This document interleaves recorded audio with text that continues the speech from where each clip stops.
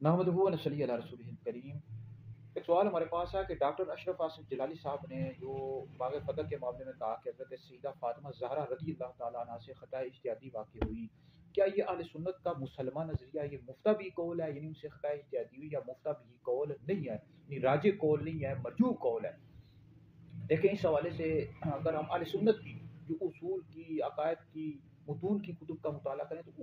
اس میں یہ کوئی صراحت کے ساتھ یہ بات نہیں ملتی کہ حضرت سیدہ فاطمہ زہرا رضی اللہ تعالیٰ عنہا سے خطۂ اجتہادی واقع ہوئی۔ اقوال ضرور مل جاتے ہیں، جیسے تفسیر کبیر میں کئی مفسرین نے لکھا ہے، محدثین نے لکھا ہے، جیسے کہ علامہ غلام رسول سعیدی صاحب، انہوں نے بخاری کی شرح لکھی ہے نعمت الباری، اس کا اللہ کا شکر ہے میں نے مکمل نعمت الباری کا مطالعہ کیا ہوا ہے، جلد نمبر ہے جی 14۔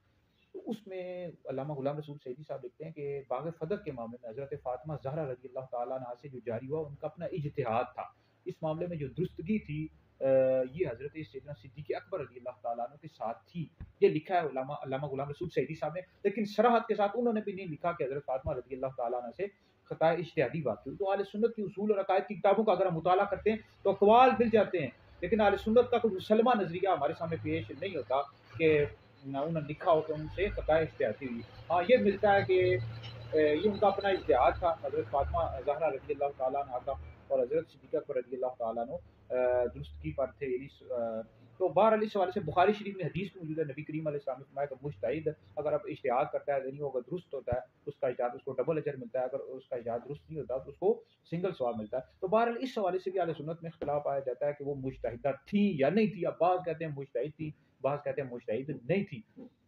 تو بہرحال یہ جو ڈاکٹر صاحب نے کہا ہے خطۂ اجتہادی ہوئی، چلو روافظ تو شور میں جائیں گے، روافظ شیعہ اہل سنت کے اندر جو تفضیلی گزرے ہوئے ہیں، جو اہل سنت کے مستند علماء ہیں، انہوں نے بھی جب کہا کہ ان سے خطۂ اجتہادی نہیں ہوئی، ٹھیک ہے، تو یہ کوئی اہل سنت کا اب عقیدے کا مسئلہ تو ہے نہیں کہ اس کی بنیاد پر ہم ڈاکٹر اشرف آصف جلالی صاحب کو گمراہ کہیں یا اہل سنت سے خارج کہیں، ایسی ہرگز بھی بات نہیں ہے۔ یہ ڈاکٹر صاحب کا اپنا ایک قول ہے، تفردات ہیں جو انہوں نے پیش کر دی ہیں، مفتہ بھی قول نہیں ہے، راجع قول نہیں ہے، نہ اس پر فتویٰ دیا جاتا ہے، ٹھیک ہے جی۔ تو صراحت کے ساتھ جیسے اعلیٰ حضرت امام علیہ سنت کی فتاوی رضویہ کی 30 جلدیں ہیں، انہوں نے لکھی ہیں 30 جلدیں ہیں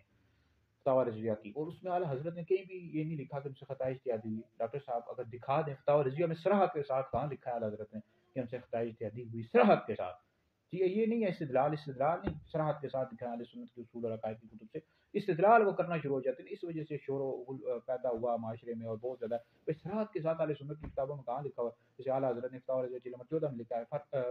جلد نمبر 10 میں، کہ فرق مراتب بے شمار، حق بدست ادرے کرا کہ حق پر مولا علی تھے، امیر معاویہ رضی اللہ تعالیٰ عنہ سے خطۂ اجتہادی ہوئی، اہل سنت کا مسلمان نظریہ۔